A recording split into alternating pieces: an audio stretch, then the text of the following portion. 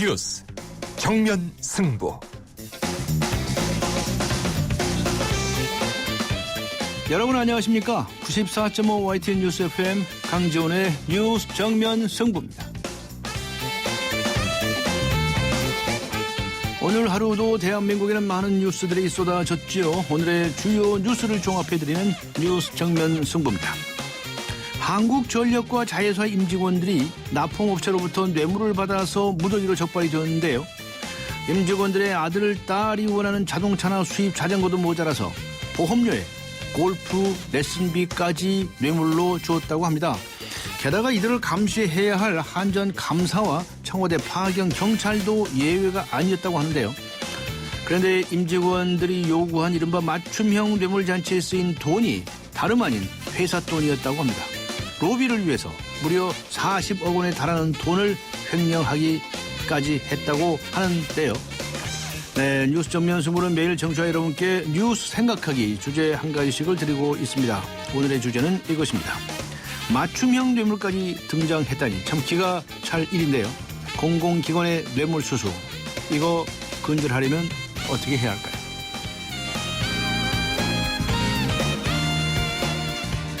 네, 오늘의 뉴스 생각하기 주제입니다.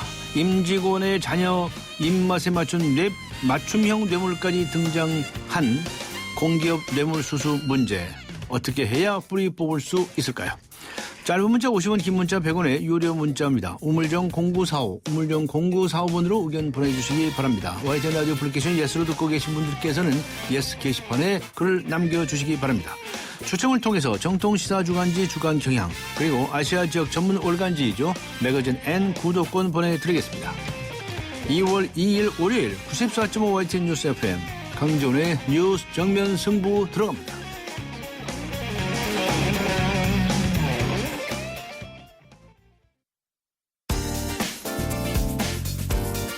오늘의 내심, 내일의 민심.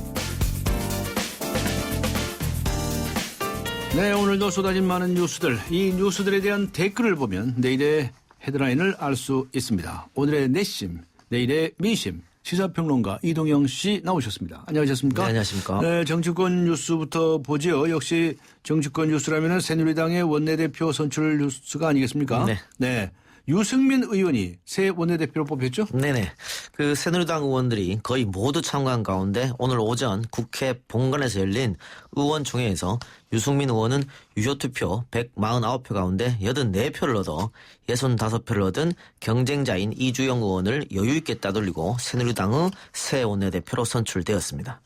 유 당선자는 청와대 정부와 긴밀하게 진정한 소통을 하겠다면서 청와대의 변화를 요구했습니다. 또 유 당선자는 대통령과 청와대 식구들, 장관들도 더 민심에 귀 기울여 주시고 당의 목소리에도 귀 기울여 주셔서 내년 총선 승리를 반드시 하도록 하겠다, 이렇게도 이야기했습니다. 네, 당초에 박심은 이주영 의원에게 있다고 이렇게 예측되지 않았었습니까? 그렇죠. 네, 이렇게 되면은 친박계가 어떻습니까? 소수파로 전락했다고 봐야 됩니까?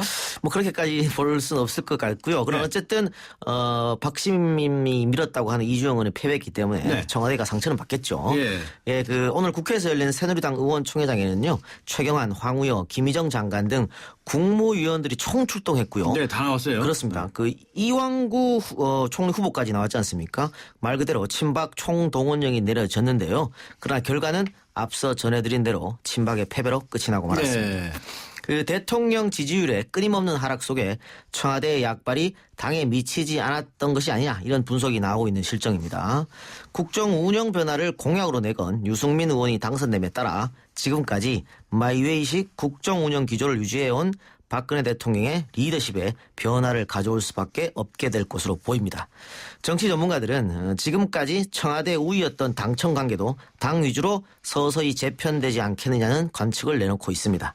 또한 청와대가 지지했던 후보가 떨어지는 결과가 나왔기 때문에 박근혜 대통령의 당 장악도도 약해질 것이란 전망입니다. 네티즌들 의견은 청와대를 비판하는 쪽으로 쏠렸는데요.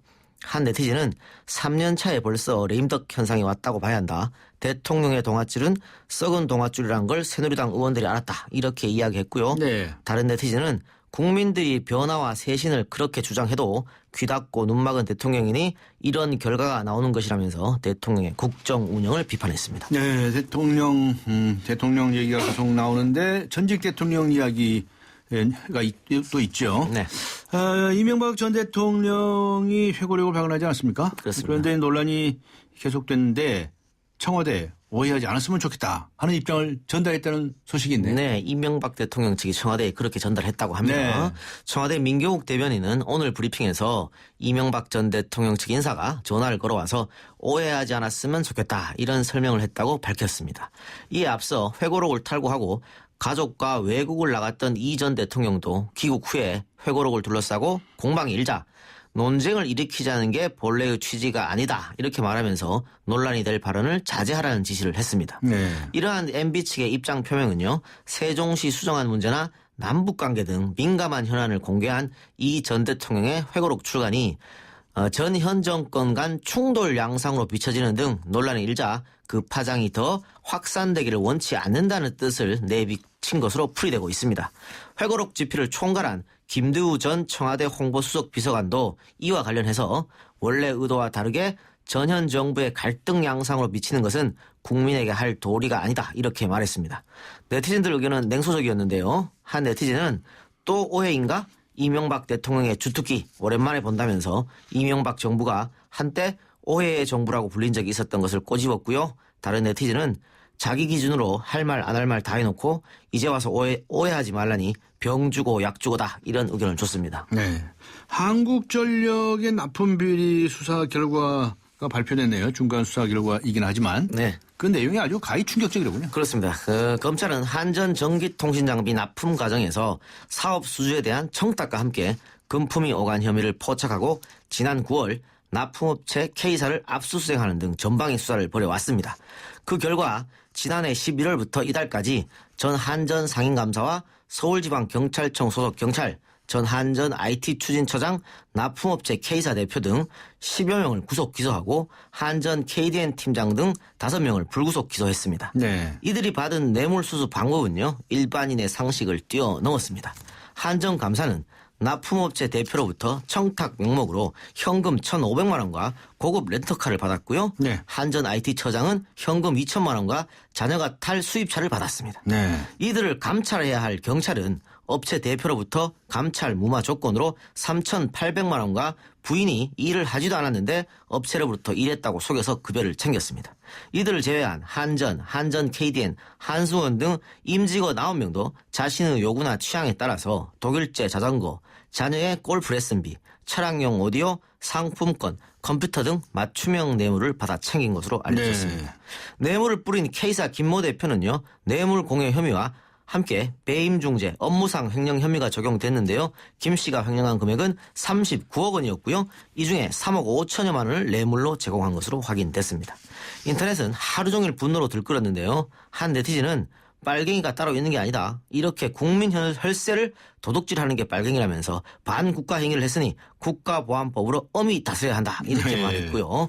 다른 네티즌은 국민들은 물자절약한다고 여름에 에어컨도 안 틀고 겨울에 전기 난로도 안 켜고 사는데 어떻게 한전 직원들이 뇌물을 받아 먹을 수 있느냐면서 울분을 토했습니다. 네, 수고하셨습니다. 감사합니다. 네, 시사평론가 이동형 씨와 함께 했습니다.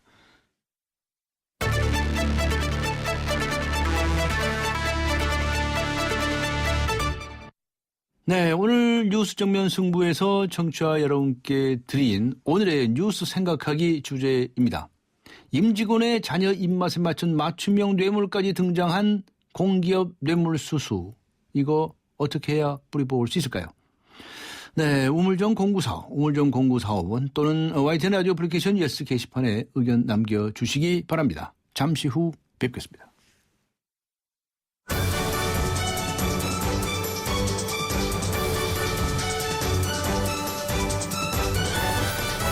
강지원의 뉴스 정면 승부. 네, 임직원의 자녀 입맛에 맞춘 맞춤형 뇌물까지 등장한 공기업 뇌물수수 문제 어떻게 해야 뿌리 뽑을 수 있을까요? 오늘 뉴스 정면 승부가 청취자 여러분께 뉴스 생각하기 주제로 드린 질문입니다. 강지원의 뉴스 정면 승부 2부 들어갑니다. 안녕하세요. 이서진입니다. 투자는 수익성과 안정성 둘 다 중요하죠. 모든 준비는 끝났습니다.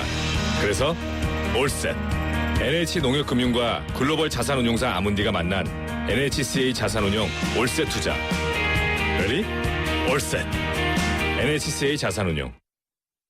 네, 지금 시각은 6시 31분을 가리키고 있습니다. 이 시각 교통 상황 알아보겠습니다. 김미란 캐스터입니다. 네, 뉴스 정면 승부 교통정보입니다. 월요일 퇴근길 이제 교통량이 도심의 고속도로 곳곳에 늘고 있는데요. 우선 경부고속도로는 한남 방면 서초 나들목에서 반포 나들목 구간 4차로에서는 승용차 관련 추돌 사고가 났습니다. 여파로 뒤로 오는 차량들이 밀리고 있으니까 참고해서 안전하게 지나시기 바랍니다. 인천국제공항고속도로는 인천 방면 영종대교 3km 지난 4차로가 차단돼 있는데요. 사고 위험이 있으니까 미리 차선 변경에는 유의하셔야겠습니다. 서울 시내도로는 동일로 영동대교 방면 성수사거리에서 영동대교 고가차도 북측 1차로에서는 승합차 관련 추돌 사고가 방금 전에 났습니다. 여파 때문에 이 부근이 많이 밀리고 있으니까 참고해서 안전하게 운행하시기 바랍니다. 한강을 따라 강변북로 구리 방면 전 시간에 있었던 청담대교 500대 지난 승용차 관련 사고는 이 처리 작업이 조금 전에 마무리됐습니다. 다만 여파로 성수대교부터 밀리고 있으니까 감안하셔야겠습니다. 반대 일산 쪽으로는 한남대교부터 난지 나들목까지 밀리고 있는데요. 시속 30km 안팎입니다. 뉴스 정면 승부 교통정보였습니다. 대한민국의 오늘 치우침 없는 공정한 뉴스 강지원의 뉴스 정면 승부가 여러분의 참여를 기다립니다. 짧은 문자 50원, 긴 문자 100원에 휴대전화 메시지 샵 0945 우물정 0945와 YTN 라디오 어플리케이션 예스 게시판에 소중한 의견을 남겨주세요. 뉴스 정면 승부는 청취자 여러분의 참여로 완성됩니다. 대한민국의 오늘 강지원의 뉴스 정면 승부. 네, 이명박 전 대통령의 회고록이 공개되면서 정치권에 큰 파장을 일으키고 있습니다. 이런 가운데 새정치민주연합의 전당대회가 6일 앞으로 다가왔는데요. 당권 레이스가 고전하고 있는 가운데 당 대표보다 최고위원 선거가 더 흥행하고 있다고 합니다. 오늘 정면 인터뷰 최고위원에 출마하신 분이죠. 정청래 의원 연결해서 자세한 사정 들어보도록 하겠습니다. 안녕하세요. 네, 안녕하십니까. 강 변호사님. 정청래입니다. 선거 운동 잘 돼갑니까? 일단 여론조사 지표, 국민 여론조사에는 제가 압도적으로 1위를 했어요. 압도적으로요? 예. 그래서 휴먼 리서치에서 한 건데, 네. 뭐 차이가 많이 나가지고, 네. 어쨌든, 그렇고 현장에서 유세하고 이럴 때 저에 대한 반응은 굉장히 좋은 편입니다. 아유, 전 열심히 하시기를 기대하겠고요. 자, 그런데 네네. 지금 당 대표 이제 세 사람 중에 한 사람 뽑는 것에 관해서 흥행이 별로 잘 안 되고 있다 이런 평가가 많거든요. 그거 왜 그렇다고 생각하세요? 연설회장에 이제 가보면, 예. 당대표 후보들은 좀 네거티브 이런 게 좀 있어요. 아, 예. 근데 최고위원 후보들은 서로 칭찬하는 분위기거든요. 아, 그래요? 예, 그래서 뭐 그게 보기 좋아하시는 것 같고 당원들께서. 네. 그리고 이제 전당대회 이런 걸 하게 되면 히트워 이런 게 이제 있지 않습니까? 네. 이제 제가 히트워를 많이 냈는데 저하고 제 집사람이 10남매 중에 10번째 막내 똑같이. 예. 그게 좀 재밌어 하시고 예. 저도 그렇고 저희 집사람도 10남매 중에 10번째 막내고요. 그리고 당 대표가 되겠습니다. 대포? 그리고 당 대표는 세 분 중에 한 분 뽑아주시는데 저는 당 대표. 대포. 예, 저를 맨날- 최고위원에 뽑아주시면 맨날 대포만 쏘시려고요. 예, 당의 대표가 되어서 새누리당 정권을 향해서 포문을 열겠다. 네. 뭐 이런 제가 말들을 하니까 좀 재밌어 하시면서 좀 속 시원해 하시고 그러시는 것 같습니다. 많이 웃으시고. 예. 그 정청래 의원님께서는 출마 기자회견 때부터 당의 정체성을 강조하셨는데 네네. 좀 정리 좀 해봐 주십시오. 새정치민주연합의 정체성과 노선은 앞으로 어떻게 돼 가야 한다고 생각하십니까? 어떻게 만들어 나가실 생각이십니까?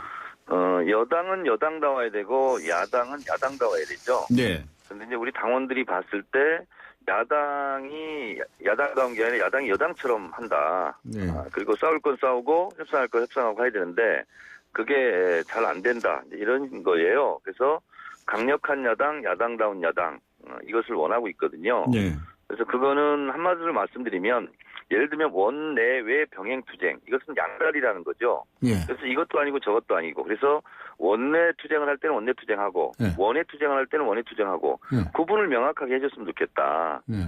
그리고 박근혜 정권이 이렇게 좀 잘 못하고 있는데 네.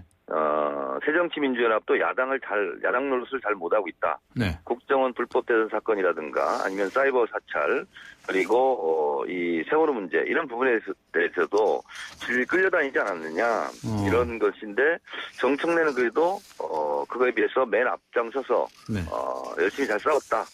그러니 정청래 같은 사람은 최고위원 한 명 들어가야 되는 거 아니냐. 네. 이것이 이제 당원들의 좀 컨센서스가 있는 것 같습니다. 네. 좀 현안에 관한 거 간단히 좀 여쭤보도록 하겠습니다. 지금 네네. 저기 증세 논란과 관련해서 담배세 네. 인상, 연말정산 이런 문제에 관련해 가지고 게다가 네. 또 이제 건강보험 부가체계 또 개편해 가지고 또 정부가 또 보류하지 않았습니까? 네네. 자, 이런 문제 야당에는 책임 없습니까? 네, 이런 거죠. 네. 제가 이제 안전행정위원회 야당 간사지 않습니까? 예. 근데 정부 여당이 이 세금을 인상하고 싶은 것을 대표적으로 다 인상을 했는데 저 때문에 못한 게 있어요. 네. 그게 뭐냐면 주민세하고 자동차세입니다. 네네. 주민세는 100% 인상하려고 그랬고 자동차세는 200% 올리려고 그랬어요. 네. 그러니까 강 변호사님도 자동차 있지 않습니까? 보통 30만 원, 40만 원 이렇게 자동차세 내는데 그걸 100만 원 가까이 거두려고 그랬어요. 네. 근데 그걸 제가 막아서 못했거든요. 좌절시켰거든요. 제가 네. 막아서. 네. 그랬더니 담배세 인상도 사실은 안행위법이거든요. 예. 그러니까 이거를 안행위에 그냥 두면 담배세 인상이 안 될 것 같으니까 예. 본회의장으로 직권상정해버린 겁니다. 네. 예산 그래서 보수. 담배세 인상이 됐고 본회의장에서 혼자 유일하게 반대 토론 나가고 이렇게 했거든요. 네. 그래서 실제로 야당이 길목을 잘 지키고 야당 노릇을 하면 야당 역할을 제대로 하면 실제 정부 여당이 마음대로 할 수 없는 거죠. 네. 네, 그렇습니다. 예, 그리고 예. 이제 13월에 세금 폭탄 이런 게 있으니까 네. 이제 건강보험 개혁 관련해서 무서워서 못 하는 거죠, 지금. 무서워서. 예, 그렇습니다. 그래서, 이 13개월이 연말정산 세금폭탄은 사실 이 문제입니다. 법인세를 이명박 정권 때 깎아줬거든요. 2008년도에. 25%였던 것을 22% 낮추다 보니까. 예, 예. 1,600만 근로소득자들의 소득세가 네. 사실은 법인세보다 좀 적게 거쳤어요. 네. 근데 법인세는 줄어들고 소득세는 늘어나가지고 네. 이게 이제 역전이 된 거죠. 네. 그러다 보니까 연말정산 화금할 때 나눠줄 돈이 없는 거죠. 그래서 방법은 원래 25% 예를 들어 100억 거두면 100억을 기업이 벌었다 법인에서 네. 그럼 25억 세금 가져가던 것을 22억으로 깎아줬어요. 3억을. 네. 그러다 보니까 원래 법인세를 더 많이 걷었었거든요. 소득세보다. 예. 근데 지금은 역전 현상이 벌어져가지고 한 8조 정도를 소득세를 더 걷어가요. 법인세를 그만큼 깎아줬다는 거죠. 네. 그래서 이거를 정상화하더라도 네. 연말정산 세금 폭탄 이런 문제는 없고 네. 그래서 부자들 세금을 더 올리라는 게 아니라 네. 깎아줬던 것만 제대로 정상화를 시키면 네. 근로소득세 이런 것도 좀 줄일 수 있거든요. 덜 내게 할 수 있거든요. 예. 그래서 법인세를 그렇게 깎아준 것이 1,600만 근로소득자에 30만 원씩 세금을 더 내는 꼴이 됐답니다. 네. 그래서 이런 부분에 대해서 서민 증세를 하지 말고 부재 감세를 일단 처리하는 것이 방법이다. 이렇게 생각합니다. 네. 지금 여당 내에서도 증세에 관해서 어떤 입장을 새로 정립해야 되지 않느냐는 의견이 조금 나오고 있다고 합니다. 그런데 오늘이죠. 새누리당의 원내대표가 유승민 의원이 당선이 됐거든요. 네네. 어떻습니까? 이게 법인세 정상화라는 표현을 쓰셨는데 좀 네네. 길이 있다고 보십니까? 유승민 원내대표가 제대로 민심을 읽는다면 네. 이 법인세 정상화 3%를 지금 내렸던 것을 다시 정상화하는 것으로 저는 나설 거라고 보고 예. 지금 역대 대통령 김영삼 대통령부터 지금까지 5명의 대통령 중에서 네. 집권 3년차 1사분기에 30% 이하의 지지율을 기록한 것이 박근혜 대통령이 지금 처음입니다. 네. 29%를 지금 기록했는데 네. 이것을 만회할 방법이 없어요. 네. 그러니까 서민들에게 계속 세금 폭탄 내리고 이렇게 하면 저는 더 떨어질 거라고 보거든요. 네. 그래서 유승민 원내대표가 정신을 바짝 차려야 될 것 같고 네. 실제로 서민들의 증세는 있는데 서민들한테 세금을 더 받아가는데 복지도 없고 이런 꼴이 됐거든요. 네. 그래서 이것은 오로지 딱 하나의 방법은 법인세 정상화의 길 그것밖에 네. 없다 이렇게 생각하고 유승민 원내대표가 잘 해주셨으면 좋겠습니다. 네. 이명박 전 대통령 회고록의 논란 관해서 어떤 생각을 가지고 계십니까? 회고록이라는 것은요. 네. 기본적으로 반성과 참회를 담는 거거든요. 네. 근데 이명박 대통령의 제가 다 살펴보진 않았지만 반성과 참회는 없고 네. 자기 자랑과 변명으로 일관하고 있다라는 네. 것이고 그리고 퇴임한 지 얼마 되지 않아서 회고록을 낸다는 것 자체가 굉장히 시기적으로 부적절하고 네. 또 내용 또한 외교적으로 결례를 할 수 있고 그 현 정부에서 외교를 펼치는 데 있어서 네. 상당히 걸림돌 같은 그런 내용들이 많이 있죠. 네. 그래서 대단히 부적절한 회고록 발간이다 이렇게 생각합니다. 네, 그 중에서도 그 노무현 전 대통령이 원령 제한이 없는 미국 쇠고기 수입을 이면 합의했다라고 기록한 부분이 있답니다. 근데 이게 사실이 아닙니까? 이게 사실이 아닌 것으로 네. 드러났고요. 네. 2008년 광우병 촛불 시위 때 이명박 전 대통령이 그때 당시 본인이 사과하고 반성했던 내용이지 않습니까? 왜 또 노무현 대통령 남의 탓을 합니까? 네. 그러니까 이것은 아닌 것 같아요. 이런 식의 접근은 네. 일국의 대통령을 지냈던 분으로서 좀 치졸한 거죠. 네. 그렇게 생각합니다. 네. 그 다음에 남북대화 관련해서 그 이면적으로 있었던 일들에 대해서 일부 공개를 했는데 이거 안 된다고 생각하십니까? 이 정도는 무슨 뭐 비밀이라고 생각하십니까? 보통요, 네. 외교 문서는 30년 동안 공개하지 않고 50년 동안 공개하지 않고 영원히 공개하지 않고 이런 것이 구분되지 않습니까? 네. 근데 지금 이명박 대통령 본인의 대통령 퇴임 지금 2, 3년밖에 안 됐지 않습니까? 네. 이런 것 자체가 외교라는 것은 첫째도 국익, 둘째도 국익인데 네. 국익에 아무런 도움이 되지 않고 오히려 국익을 해칠 수 있는 이런 내용이죠.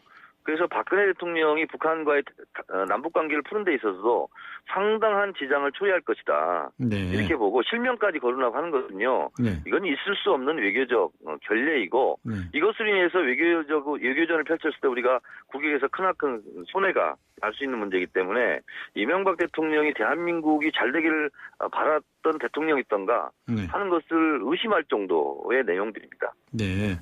그럼 언제까지 이거 다 비밀로 유지해야 됩니까? 이미 지금 이제 비밀이 공개된 거 아닙니까? 이제는 됐지만. 네, 그리고 그러니까, 실제로 지난 대선 때 NLL 대화록 공개 가지고 얼마나 국력을 낭비하고 국론이 분열됐습니까? 네. 결론은 노무현 대통령의 NLL 포기 발언이 없었다라는 걸로 결론이 났잖아요. 네네. 그리고 그 내용 자체가 드러나는 것이 남북관계에 무슨 도움이 됐습니까? 네. 그래서 이명박 대통령이 이렇게 회고록을 해서 이렇게 뭐 이런 그 알겠습니다. 내용을 공개한 것 자체가 네. 상당히 경박스러운 일이다. 저는 이렇게 보고 있습니다. 알겠습니다. 경박스러운 일이다. 자, 그리고 그 김용판 전 서울지방경찰청장에 대해서 대법원에서 무죄가 확정이 됐어요. 이렇게 되면 네네. 권은희 의원이 조사를 받게 된 것 같은데 이 상황 어떻게 보시나요? 내용을 상당히 제일 잘 아시는 분 중에 한 분이신데. 유감스러운 일이라고 생각을 하고요. 예. 그러니까 예를 들면 이런 겁니다. 비유하자면 작물은 유죄인데 작물합의는 무죄다 아, 예. 하는 것과 좀 비슷하다고 봅니다. 이렇게 변호사님 잘 아시겠죠? 제가 무슨 말씀인지. 예. 그래서 실제로 국정원 대선 댓글 개입이 있었다. 네. 라고 지금 생각해서 원세훈 전 국정원장도 지금 재판에 붙여진 거 아닙니까? 네. 근데 그런 게 없었다라고 지금 마치 판결한 거거든요. 네.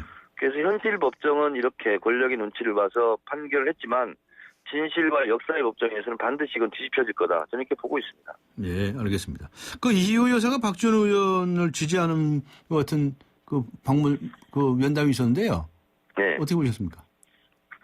아니 뭐 이호 여사께서야 뭐 박지원 의원에게 지지하고 싶은 마음이 있으시겠죠. 네. 저는 뭐 그건 자연스러운 일이다 이렇게 생각하고 개념하지 않습니다. 아, 그렇습니까? 알겠습니다. 네네. 시간이 다 돼가지고 오늘 여기서 마쳐야 되겠네요. 네, 감사합니다. 고맙습니다. 시간 주셔서 고맙습니다. 네, 감사합니다. 고맙습니다. 지금까지 네. 새정치민주연합의 정청래 의원이었습니다.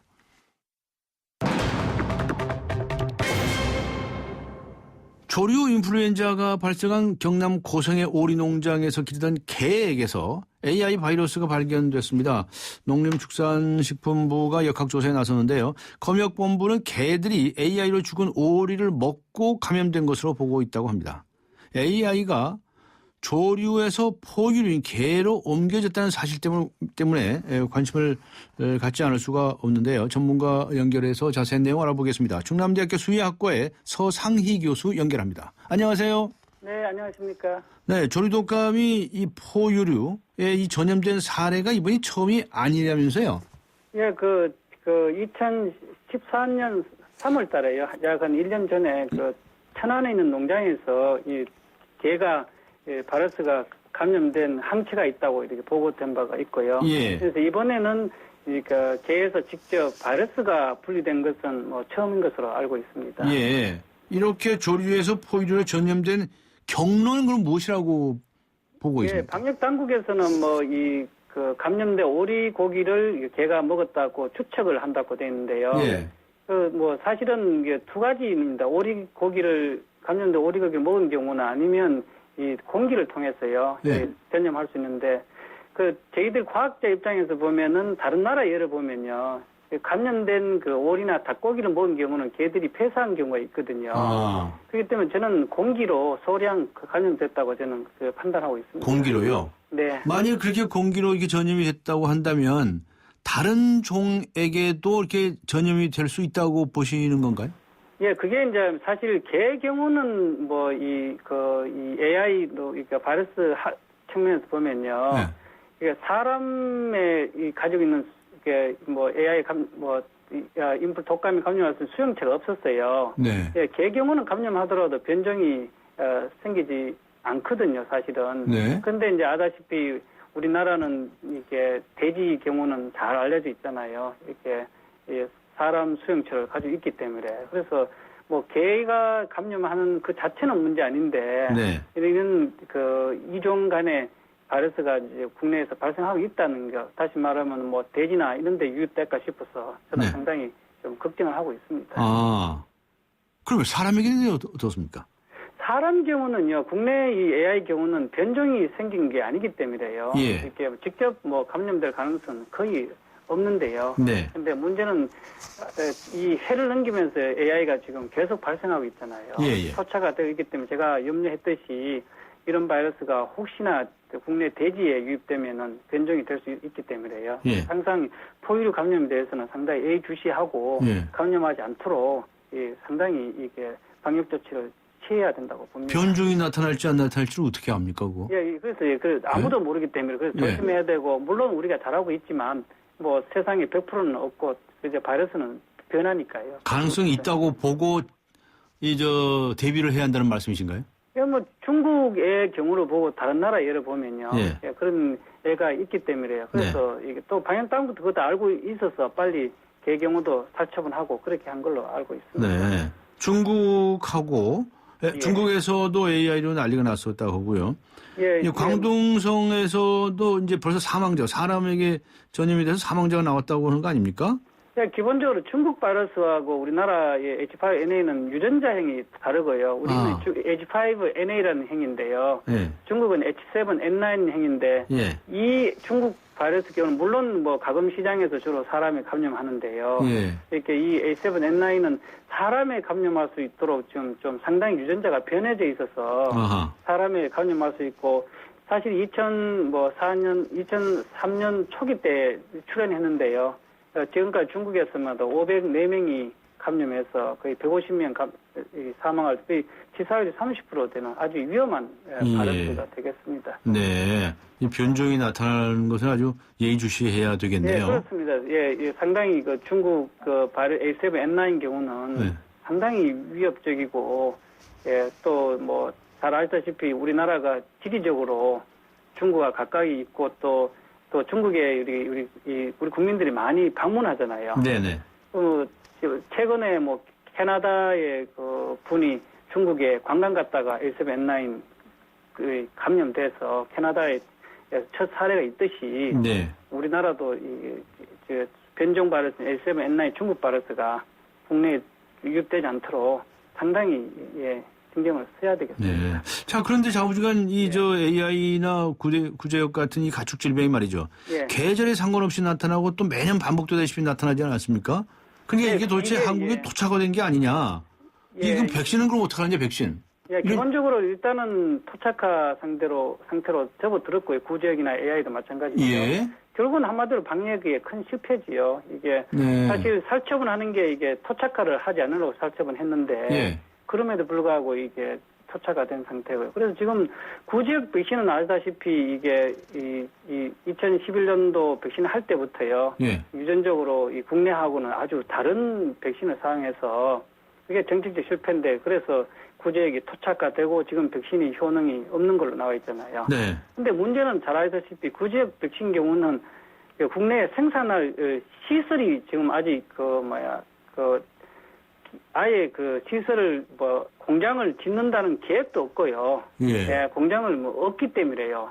사실 구제역의 경우는 더 문제가 될 수가 있습니다. 왜냐하면 지금에 있는 백신이 효능이 떨어지고 그러면은 어떻게 할 수 있는 수단이 없어지잖아요. 네. 근데 AI 경우는 살처분하다가 안 되면 네. 뭐 최악의 상태는 뭐 백신을 도입하면 또 4, 5년 버틸 수 있거든요. 네. 그래서 저는 구제역 경우는 이 지금 상태로 방역 당국이 우리나라 바이러스를 가지고 위탁 생산하면 7개월 정도 걸린다고 하거든요. 네. 한국형 백신 하지 않으면 저는 2011년도 340만 마리를 초과하는 그런 이상이 뭐 조만간 벌어질 수 있는 상황이기 때문에 더 심각하다고 저는 보고 있습니다. 아, 네. 자, 시간이 다 됐는데요. 네. 이 시점에서 지금 시급히 해야 할 과제가 무엇이라고 보시는지요? 좀 요약을 해 주시면 뭐 고맙겠습니다. 간단합니다. 지금 이 구제역 바이러스나 AI 바이러스가 지금 어디에 숨어 있는지를 우리가 파악하고 있지 않습니다. 아하. 그렇기 때문에 이 관계 당국에서 이 바이러스 검사를 네. 가능하면 많이 해가지고 과연 국내에 이 구제역 바이러스 어디 있는지를 알고 찾아내라? 그래서 선제적 공격으로 하지 않는 한 그렇습니다. 찾아내야 됩니다. 알겠습니다. 고맙습니다. 감사합니다. 네. 감사합니다. 네, 지금까지 충남대학교 수의학과의 서상희 교수였습니다. 차우가 같네 차우가 같아 2588 2588 대리운전 2588 2588 좋아요. 대리운전입니다. 역삼동에서 일산이요. 2명 필요하시다고요? 일용이와 홍제동 김수미 보내라고요? 네, 차우로 찾아서 연락드릴게요. 차우로 정렬 2588 2588. 네, 임직원의 자녀 입맛에 맞춘 맞춤형 뇌물까지 등장한 공기업 뇌물수수. 이거 어떻게 해야 뿌리 뽑을 수 있을까요? 뉴스 정면 승부가 청취자 여러분께 드린 오늘의 뉴스 생각하기 주제입니다. 5663번님께서는요. 공기업 직원이 각종 비리나 잘못된 행동이 발견되면 공무원과 동등한 수준의 징계 및 처벌이 필요합니다. 뇌물수수인 경우에는 파면 조치하고 퇴직금도 주지 말아야죠. 9747번님께서는 뇌물 주고받는 당사자들은 당연히 처벌해야 하고 제대로 감시 못한 정부에서도 책임을 확실히 져야 하지 않을까요? 라고 하는 의견 보내주셨습니다. 우물정 0945 그리고 YTN 라디오 애플리케이션 예스 게시판에 글을 남겨주시기 바랍니다. 잠시 후 뵙겠습니다.